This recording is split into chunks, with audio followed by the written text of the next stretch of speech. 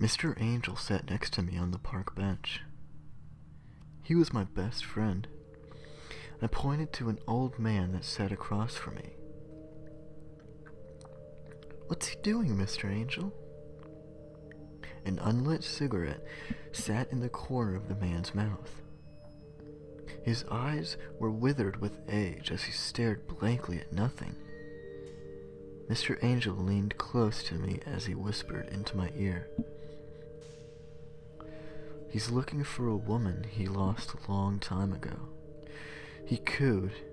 His words felt warm against my face as I smiled up at him. I liked his secrets. Mr. Angel knew everything. "That's really sad, Mr. Angel. Why don't you help him?" I couldn't see it since he didn't have a mouth, but he was smiling. He got up and walked silently over to the old man and set a single bony finger in the center of his chest before he turned away and took his seat next to me. I tugged on the black shroud that he always wore. "Why'd you do that, Mr. Angel?" I could hear Mr. Angel sigh tiredly as he leaned against the scythe that he carried. "I sent him back to his woman. I took her a long time ago, and she was getting very lonely." I looked at the old man. He was hunched over his legs as he clutched painfully at his heart. His face looked like it was clamped shut, and I could hear him wheeze as he fought for breath. "Mr. Angel, what did you do? That's not helping him." But Mr. Angel sat silently as he watched the man suffer. I made tiny fists and tried to pound pathetically on his shoulders, but all I found was empty, cold air. A tear began to crawl down my face. "Mr. Angel! Mr. Angel, come back!" The tears dripped below my eyes as I buried my head into my lap and wept. I turned and looked at the old man's body. It had gone stiff by now, but his face didn't look like it was seized tight and shut.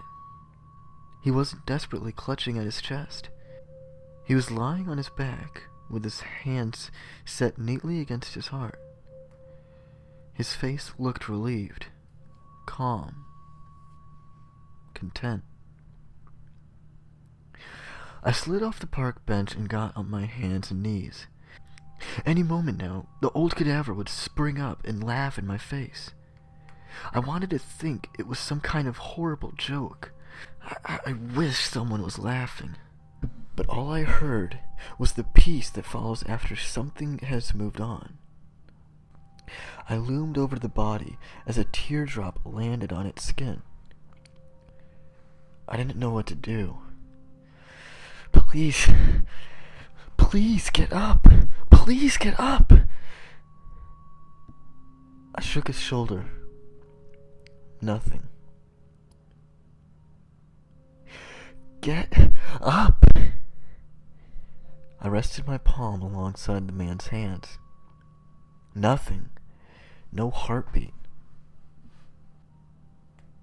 The old man is where he should be now. I heard an old voice coo beside me. He's happy. I looked behind me. Mr. Angel was watching from the park bench. "You killed him!" My breathing was haggard. The feeling in my legs was disappearing. Mr. Angel got up from the park bench and walked over me. He knelt down, and I could feel his shroud move over me in a warm embrace. I looked up, and Mr. Angel's blank face stared pleasantly down at me. He gripped his scythe with one hand, and with the other hand he set it against my shoulder. I couldn't see it, but I could tell he was smiling. "Death," I said to him. My voice was still hoarse as I choked down a few tears. Did you really help him? Death looked at me and leaned closer. My dear little one, death can be many things. Death can be hard. Death can be painful. Death will someday be at your heels. But never forget, the best thing to do when death greets you is embrace him as a friend. He pulled me closer to him.